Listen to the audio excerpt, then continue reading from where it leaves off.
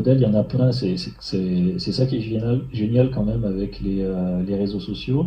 Puisqu'on est sur une problématique planétaire, ben finalement, tout le monde s'est un petit peu penché sur la question et tout le monde a essayé de trouver des solutions. Donc on a énormément de modèles de visières qui ont été développés. J'ai commencé par imprimer un certain type de visière qui était celle créée par Prusa. Et donc c'est des super visières qui sont assez grandes, mais du coup l'inconvénient c'est qu'elles consomment beaucoup de matériaux et elles mettent beaucoup de temps à s'imprimer. Attends, je crois que je peux en attraper une si tu veux pour te Ah montrer. oui, ouais, ouais, super. Hop, donc ça c'est le premier modèle. Donc tu vois, on est sur quelque chose où voilà, on est un peu sur une visière de CRS. Mais l'intérêt, c'est qu'on a deux arceaux, donc un arceau sur le front et un autre arceau qui tient la visière. Et ça permet de dégager la visière du visage, donc ça permet de porter un masque sous cette visière. L'inconvénient, c'est que on est sur 4 heures d'impression pour une visière, donc c'est très long. Donc l'idée, ça a été de partir sur un autre modèle. Et l'autre modèle, c'est...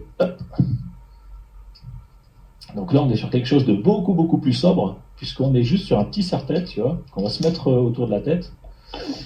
Bon, là, avec le casque, c'est pas évident. Hop là. Mais l'idée, voilà, on a ça autour de la tête, on a une feuille PVC qu'on vient clipser là-dedans, et ça nous permet d'avoir une protection. Par contre, la visière est pas loin du visage, donc c'est un peu plus compliqué pour porter un masque FFP2 là-dessous.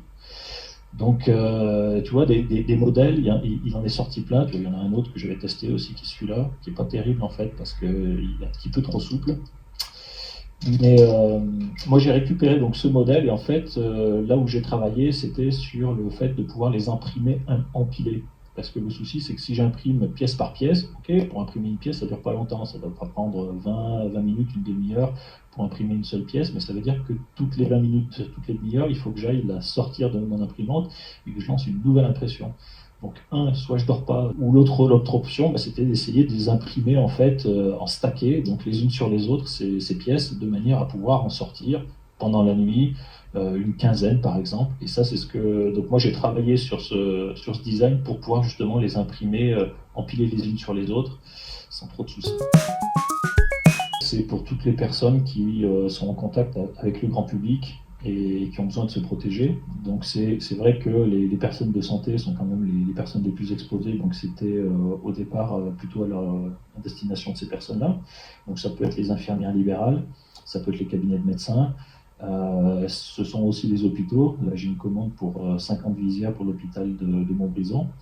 Mais c'est aussi les commerçants. Tu vois, je suis allé en distribuer au petit casino qui est à Saint-Rambert, à la boulangerie, au garagiste, et ainsi de suite. Donc, toutes les personnes qui sont en contact avec le grand public. Effectivement, les infirmières, tout à l'heure, il y a une infirmière qui demande chercher une vingtaine aussi, parce qu'elle va faire le tour des copines cet après-midi pour en distribuer à droite et à gauche. Alors, il n'y a pas réellement d'organisation sur la distribution, et c'est vrai que ça s'empêche un petit peu. J'aurais aimé, moi, que les collectivités locales s'impliquent un peu plus dans cette histoire pour justement assurer un peu toute la logistique. Dans la mesure où on est confiné, on doit éviter de se déplacer. Donc, si j'apporte des visières et que je suis porteur, en fait, j'apporte et la visière et la maladie, donc c'est pas bien. On essaie de faire, la plupart des personnes qui construisent ces visières, c'est de rester chez nous et de demander aux personnes de venir chez nous. Donc, on leur met les visières à disposition et puis elles les récupèrent. Dans la mesure où ça s'adresse pas mal, dans une proportion assez importante au personnel de santé. Ils ont une autorisation permanente de circuler, donc pour eux, c'est pas un problème déjà de venir les chercher. Et puis nous, ça nous évite de sortir en permanence, quoi. Alors l'avantage, c'est que je perds pas de temps dans les transports, évidemment. Donc j'ai essayé de transformer mon temps de transport en temps de sport. C'est pas évident, j'y arrive pas tous les jours, mais globalement, je trouve que ça fonctionne pas mal. L'inconvénient, c'est qu'on a une perte de repère en fait. On est habitué à avoir un rythme enfin que notre journée soit rythmée par un certain nombre de choses, y compris les déplacements par exemple. Et là, on n'a plus du tout ça. Et en plus, on est sur du travail, donc on est sur son ordi toute la journée, et si on le laisse allumer, en fait, ben, on continue à interagir jusqu'à ce qu'on arrête l'ordi, qu'on aille se coucher avec les personnes qui potentiellement veulent discuter avec nous. Moi, je travaille pas mal justement avec les groupes Facebook Visière Solidaire.